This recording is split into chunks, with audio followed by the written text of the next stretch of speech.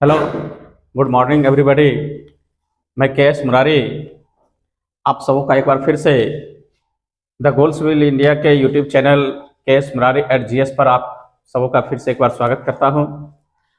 आज की चर्चा में नेशनल मूवमेंट के संदर्भ में ब्रिटिश सत्ता के खिलाफ जो क्रांतिकारी गतिविधि उभर कर सामने आ रहा था, उसी के संदर्भ में ब्रिटिश सरकार के द्वारा जो एक विशेष कानून बनाया गया था, रॉलेट एक्ट, उस पर चर्चा करूंगा। और उसी रॉलेट एक्ट की परिस्थितियों के संदर्भ में भारत के इतिहास में जो काला दिन के रूप में माना जाता है, जलियांवाला बाग हत्याकांड 13 अप्रैल 1919 को, उस संदर्भ में भी विशद रूप से चर्चा करूंगा। तो आज के इस चर्चा के विषय में रॉलेट एक्ट और जलियांवाला बाग हत्याकांड की चर्चा करूंगा। भारत में क्रांतिकारियों के प्रभाव को समाप्त करने के लिए ब्रिटिश सरकार ने 1917 ईस्वी में सर सिडनी रॉलेट की अध्यक्षता में एक कमेटी नियुक्त की थी। कमेटी यह जांच करने के लिए नियुक्त की गई कि भारत में किस स्तर तक क्रांतिकारी आंदोलन संबंधी षड्यंत्र या कंस्पिरेसी फैले हुए हैं और इनका मुकाबला करने के लिए किस प्रकार के कानूनों की आवश्यकता है। रॉलेट एक्ट लागू करने का प्रमुख कारण यह था कि भारत रक्षा अधिनियम जो कानून बना हुआ था, उसकी अवधि समाप्त होने वाली थी। तो रॉलेट कमेटी ने 1918 ईस्वी में इसी संदर्भ में, यानी भारत में बढ़ते क्रांतिकारी गतिविधियों को किस तरह से नियंत्रण किया जाए या उस गतिविधियों को किस तरह से समाप्त किया जाए, उसी के संदर्भ में अपनी रिपोर्ट प्रस्तुत किया। और रॉलेट के द्वारा प्रस्तुत किया गया जो प्रावधान था, उसी को ही रॉलेट एक्ट कहा गया है। सिडनी रॉलेट इस कमेटी के अध्यक्ष थे, इसीलिए उसी के नाम पर जो है सो रॉलेट एक्ट नाम दिया गया। कमेटी द्वारा जो सुझाव दिया गया था, उसी आधार पर सेंट्रल लेजिस्लेटिव असेंबली में फरवरी 1919 ईस्वी में 2 विधेयक लाए गए थे, जिसमें से एक विधेयक का तो वापस ले लिया गया, लेकिन दूसरा विधेयक जो था वो क्रांतिकारी और अराजकतावादी अधिनियम था। और उस क्रांतिकारी व अराजकतावादी अधिनियम 18 मार्च 1919 को पारित करवा लिया था ब्रिटिश संसद में। और इस अधिनियम को जो कालक्रम दिया गया था, या यूं कहे कि इस अधिनियम की जो अवधि थी 3 साल के लिए थी, जिसे रॉलेट एक्ट या फिर काला कानून, ब्लैक एक्ट कहा जाता था। तो चलिए रॉलेट एक्ट की बात करते हैं। Rowlatt act, black act Bharat में बढ़ते हुए क्रांतिकारी गतिविधियों पर कंट्रोल करने के लिए, निरंकुशता पूर्वक दबाव बनाने के लिए ब्रिटिश सरकार के द्वारा 18 मार्च 1919 को जो पारित किया गया अधिनियम था, उसी के संदर्भ में, चूंकि इस अधिनियम का प्रावधान सर सिडनी रॉलेट की अध्यक्षता में बनी कमेटी ने प्रस्तुत किया था, इसलिए इस कानून को रॉलेट एक्ट कहा गया। इस विधेयक में, यानी रॉलेट एक्ट में, यह व्यवस्था की गई थी कि मजिस्ट्रेट किसी भी व्यक्ति को संदेहास्पद स्थिति में गिरफ्तार कर सकता था। किसी भी भारतीय लोगों को संदेहास्पद स्थिति में, यानी शक के आधार पर गिरफ्तार कर सकता था और गिरफ्तार कर उसे जेल में डाल सकता था। साथ ही उसे अनिश्चित काल के लिए जेल में रखा जा सकता था। और न्यायालय में जो व्यक्ति गिरफ्तार किया, उसे वो सिद्ध नहीं करना पड़ता था कि किस जुर्म में इसे गिरफ्तार किया गया, बल्कि जो गिरफ्तार हुआ व्यक्ति था, उसे यह सिद्ध करना पड़ता था कि किस जुर्म में उसे गिरफ्तार कर दिया गया है। जैसे कि आज के भारतीय संविधान में, जो हमारे भारत के संविधान में जो मौलिक अधिकार है और उस मौलिक अधिकार में दिया हुआ है कि किसी भी व्यक्ति को गिरफ्तार करने से पहले उसकी गिरफ्तारी का कारण बताना पड़ेगा और गिरफ्तार होने के 24 घंटे के अंदर स्थानीय न्यायालय के पास, लोकल मजिस्ट्रेट के पास जो से अपना पक्ष रखने का समय दिया जाता है, प्रस्तुत करने का समय दिया जाता है और गिरफ्तार करने वाले अधिकारी या फिर पुलिस प्रशासन उस गिरफ्तार के कारण की जानकारी स्थानीय न्यायालय में देता है। लेकिन इस रॉलैक एक्ट में जो गिरफ्तार हुआ व्यक्ति था उसे ही वह सिद्ध करना पड़ता था कि किस जुर्म में उसे गिरफ्तार किया गया, ना कि गिरफ्तार करने वाला व्यक्ति को बताना पड़ता था कि किस जुर्म में इसे गिरफ्तार कर लिया गया। तो ब्रिटिश के द्वारा जो यह कानून बनाया गया कि शक के आधार पर किसी भी भारतीय को गिरफ्तार करके उसे जेल में डाला जा सकता था और अनिश्चित काल के लिए डाला जा सकता है। इस एक्ट को बिना वकील, बिना अपील और बिना दलील का कानून भी कहा जाता है। यानी रॉलैक एक्ट को बिना अपील, बिना वकील और बिना दलील, रॉलैक एक्ट को बिना अपील, बिना वकील, बिना दलील का कानून भी कहा जाता है।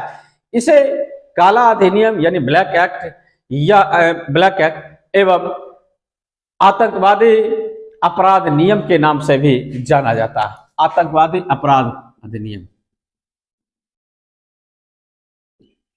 अपराध अधिनियम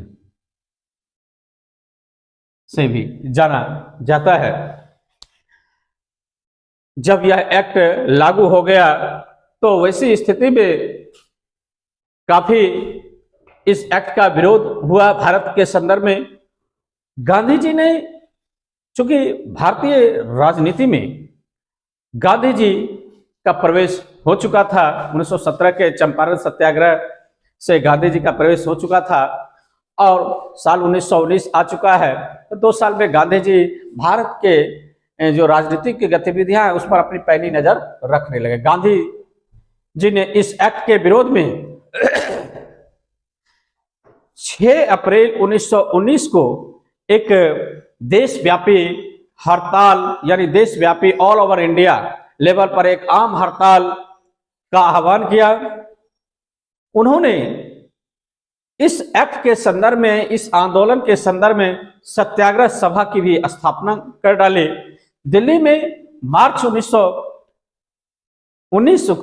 मार्च 1919 को स्वामी श्रद्धानंद ने इस आंदोलन की बागडोर संभाली थी। स्वामी श्रद्धानंद ने दिल्ली में रॉलैक एक्ट के विरोध में जो गांधी जी के द्वारा आहूत किया गया आम हड़ताल था, उस आंदोलन के संदर्भ में दिल्ली की बागडोर स्वामी श्रद्धानंद ने संभाल लिया था। वहां पर भीड़ पर गोली चलाई गई और इस गोली से करीब 5 आंदोलनकारी मारे गए। स्वामी श्रद्धानंद एवं डॉक्टर सतपाल के निमंत्रण पर महात्मा गांधी पंजाब की ओर चले, लेकिन रास्ते में ही 8 अप्रैल 1919 ईस्वी को उन्हें हरियाणा के पलवल नामक स्थान पर गिरफ्तार कर बंबई भेज दिया गया। यानी गांधी जी को जो है हरियाणा के, ये प्रश्न पूछता है कहां उन्हें गिरफ्तार, हरियाणा के पलवल में गिरफ्तार कर लिया गया और बंबई भेज दिया गया। जबकि गांधी जी जो है वो स्वामी श्रद्धानंद और डॉक्टर सतपाल के निमंत्रण पर पंजाब की ओर कूच किया था। पंजाब इसलिए चूंकि क्रांतिकारी गतिविधियों का गढ़ पंजाब माना जाता था और ब्रिटिश को भी लगता था कि यदि गांधी जी वहां पहुंच गए तो वैसी स्थिति में या जो क्रांतिकारी आंदोलन चल रहा है उसके खिलाफ जो ब्रिटिश सरकार के द्वारा जो रॉलेट एक्ट के खिलाफ जो सत्याग्रह चला वो काफी जन आंदोलन के रूप में व्यापक हो जाएगा, वैसी स्थिति में दबाव पड़ सकता है। तो गांधी जी को हरियाणा के पलवल में ही गिरफ्तार कर वो जो है बम्बई में शिफ्ट करा दिया गया, वापस बम्बई भेज दिया गया। गांधी जी ने 6 अप्रैल 1919 को एक व्यापक रूप से हड़ताल का आह्वान किया था और जनता ने इस हड़ताल को अभूतपूर्व उत्साह के साथ अनुसरण करना प्रारंभ कर दिया। गांधी तथा कुछ अन्य नेताओं के पंजाब प्रवेश पर प्रतिबंध लगे होने के कारण वहां की जनता में व्यापक रूप से पर्याप्त रूप से आक्रोश पनप गया था और यह आक्रोश तब और अधिक बढ़ गया था जब पंजाब के दो युवा लोकप्रिय नेता डॉक्टर सतपाल और डॉक्टर सैफुद्दीन किचलू को अमृतसर के डिप्टी कमिश्नर के द्वारा बिना किसी कारण के 9 अप्रैल 1919 को गिरफ्तार कर लिया गया। तो डॉक्टर सतपाल, इस व्यक्ति का नाम बराबर एग्जाम में, एवं डॉक्टर सैफुद्दीन किचलू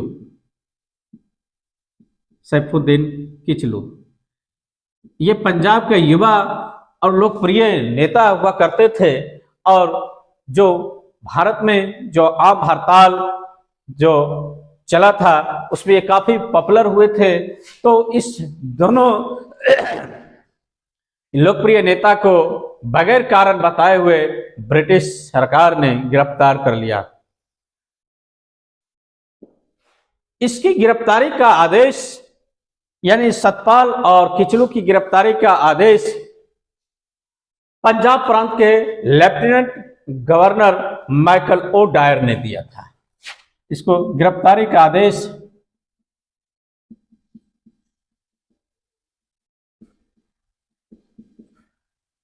पंजाब प्रांत के lieutenant governor general Michael O'Dwyer ने दिया। माइकल ओ डायर ने दिया था, जो पंजाब का लेफ्टिनेंट गवर्नर हुआ करता। ओ डायर ने दिया। इन नेताओं के विरोध में जनता ने एक शांतिपूर्ण जुलूस निकाला। पुलिस ने उस जुलूस को आगे बढ़ने से रोकने का एक असफल प्रयास किया। परिणाम स्वरूप भीड़ पर गोली चलानी पड़ी ब्रिटिश पुलिस को, और उस गोली चलाने के दौरान 2 लोग मारे गए थे। अमृतसर की स्थिति काफी खराब होते जा रही थी और अमृतसर शहर की स्थिति की जो अमृतसर शहर की जो स्थिति बन गई थी, उस स्थिति से बौखलाकर सरकार ने 10 अप्रैल 1919 ईस्वी को अमृतसर शहर का जो प्रशासन है वो सैन्य अधिकारी ब्रिगेडियर जनरल आर डायर के हाथों सुपुर्द कर दिया गया। अमृतसर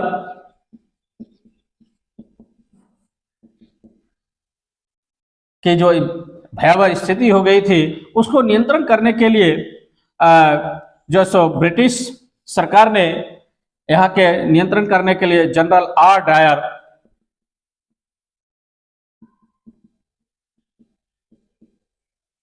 के हाथों सुपुर्द कर दिया गया।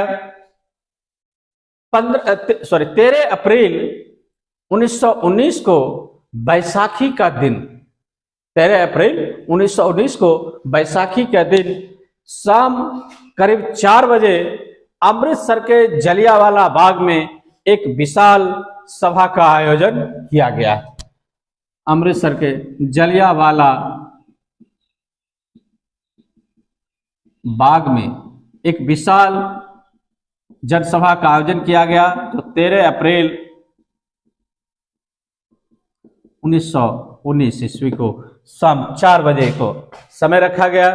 तो शाम 4 बजे 13 अप्रैल 1919 को जलियांवाला, अमृतसर के जलियांवाला बाग में एक विशाल सभा का आयोजन किया गया, जिसमें करीब 20,000 व्यक्ति एकत्रित हुए थे, जिसमें करीब 20,000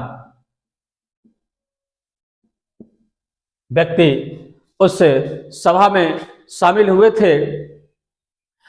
और यह सभा किसने बुलाई, इस संदर्भ में कहा जाता कि एक हंसराज नामक व्यक्ति ने इस सभा का कॉल किया था, आह्वान किया था। तो इस हंसराज का भी नाम कभी कभी पूछता। यह हंसराज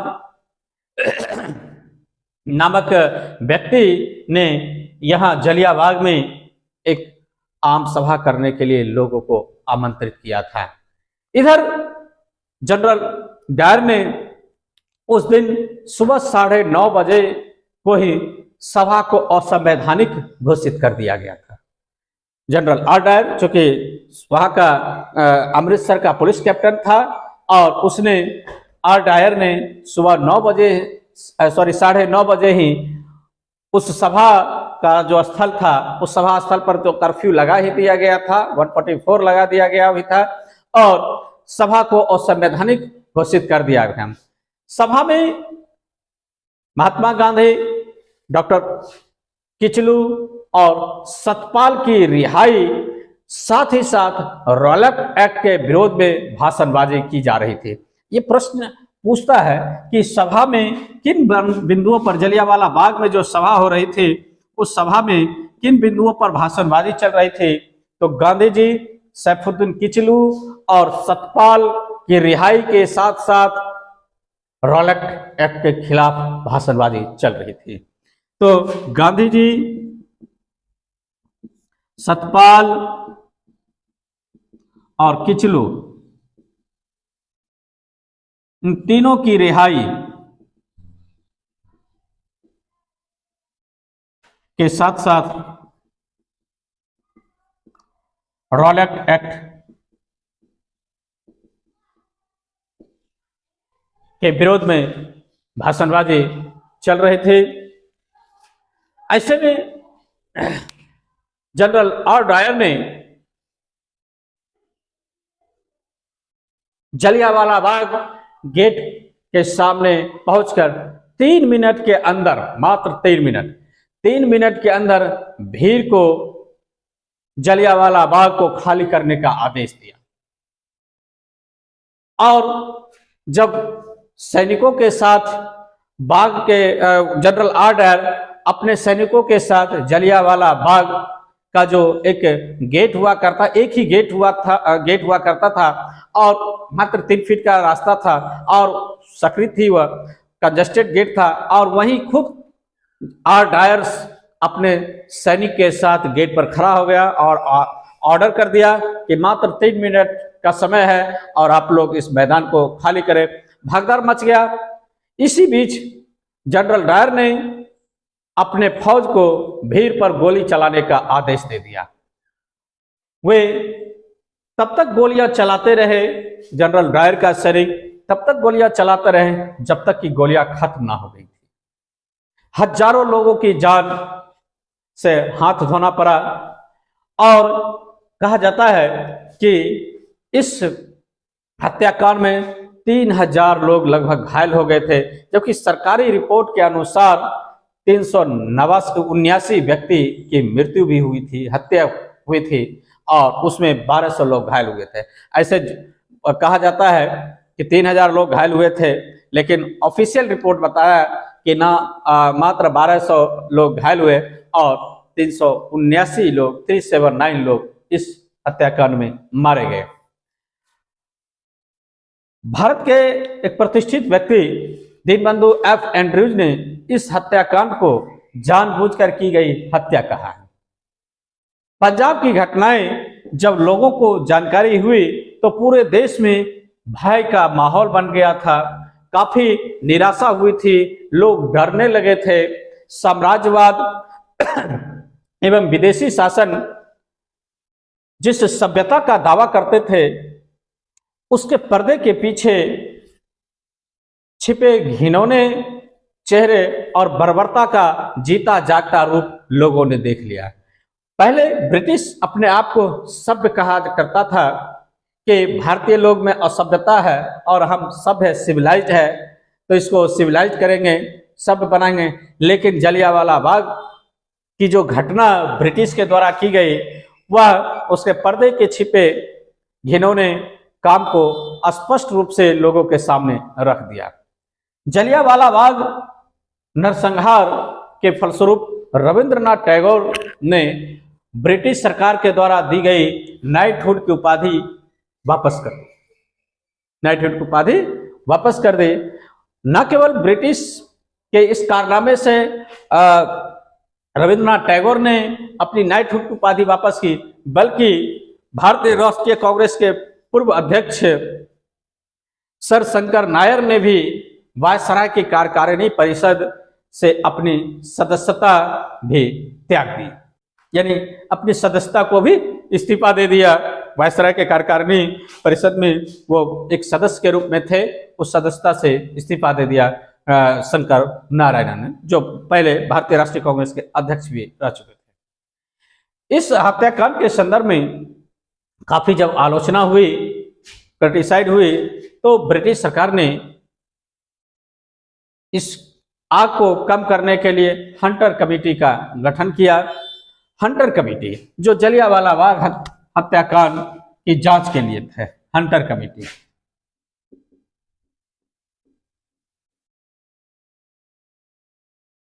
हंटर कमेटी जलियांवाला बाग हत्याकांड की जांच करने के लिए ब्रिटिश ने हंटर कमेटी का गठन किया। सरकार व्यवस्था पूर्वक इस कमेटी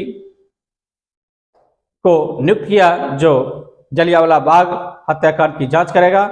अक्टूबर 1919 ईस्वी में इस कमेटी का गठन किया गया था लॉर्ड हंटर के नेतृत्व में। इस आयोग में 8 सदस्य थे। 8 सदस्य थे। हंटर कमेटी में 8 सदस्य थे, जिसमें 5 अंग्रेज और 3 भारतीय लोग थे। 5 अंग्रेज और 3 भारतीय लोग थे। 5 अंग्रेज और 3 भारतीय, 3 भारतीय लोग थे। और वो जो 5 अंग्रेज थे, उसमें पहला व्यक्ति लॉर्ड हंटर, दूसरा जस्टिन रस्किन, तीसरा WF राइस और चौथा सर जॉर्ज बैरो और 5वां सर टॉमस स्मिथ। ये 5 व्यक्ति हंटर, रस्किन, राइस, बैरो और टॉमस स्मिथ, ये 5 ब्रिटिश थे जो हंटर कमेटी के सदस्य थे, और 3 सदस्य भारतीय थे, जिसमें सर चिमनलाल सीतलवार जो गुजरात के थे, सर चिमनलाल सीतलवार, सुल्तान अहमद और जगत नारायण।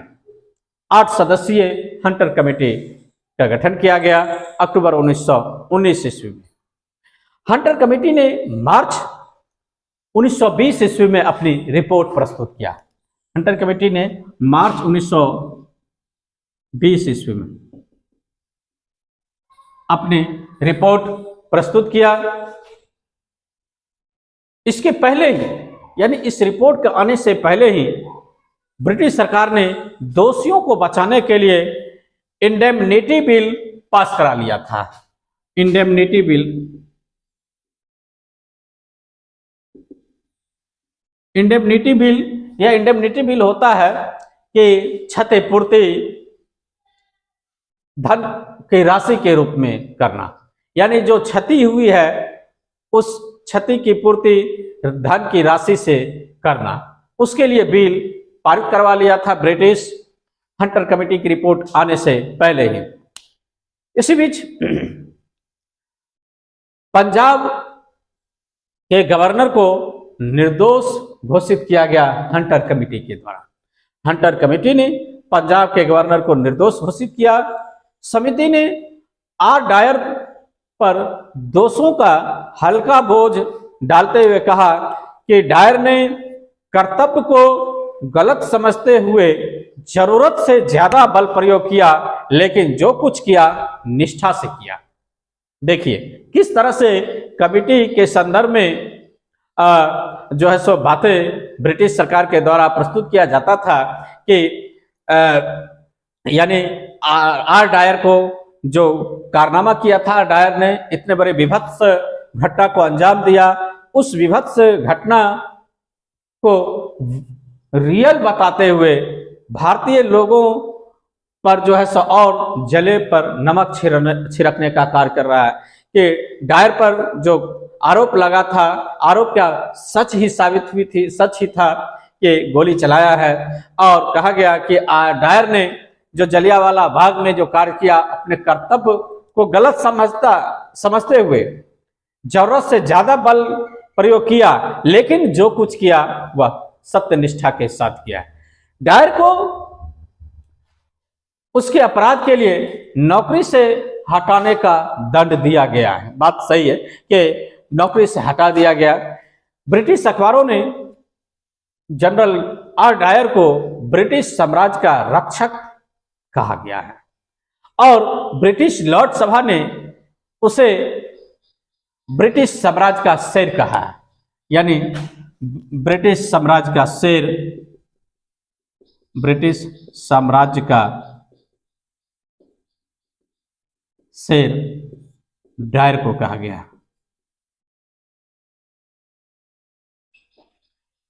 ब्रिटिश अखबार स्वाभाविक है, जिस पावर का चश्मा डायर के पास था उसी पावर का चश्मा ब्रिटिश अखबार के पास भी रहता है, स्वाभाविक है। तो जनरल आर के पक्ष में ही अपना आलेख छापता था, अपना जो है रिपोर्ट प्रस्तुत करता था। सरकार ने उसकी सेवाओं डायर की सेवाओं के लिए उसे मान की तलवार की उपाधि दिया। डायर को मान की तलवार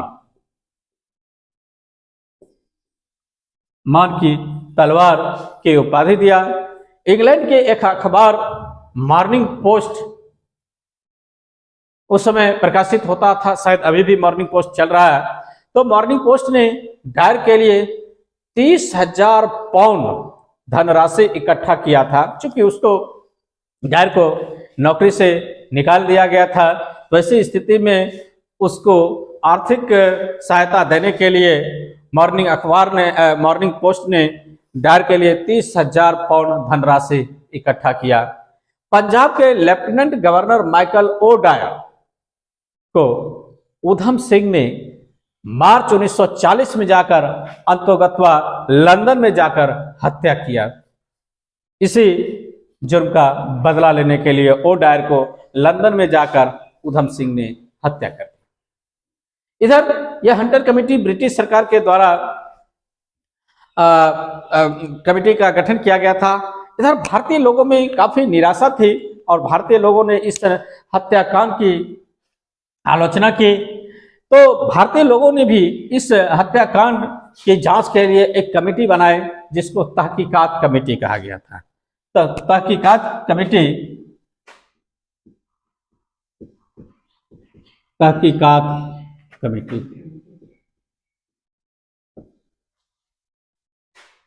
जलियांवाला बाग हत्याकांड की जांच के लिए कांग्रेस ने भी एक समिति की नियुक्ति की, जिसे तहकीकात समिति कहा गया था।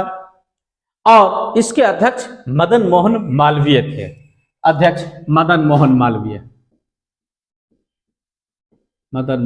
मालवीय यानी भारतीय नेताओं ने मदन मोहन मालवीय के नेतृत्व में जलियांवाला बाग हत्याकांड की जांच करने के लिए तहकीकात कमेटी का गठन किया।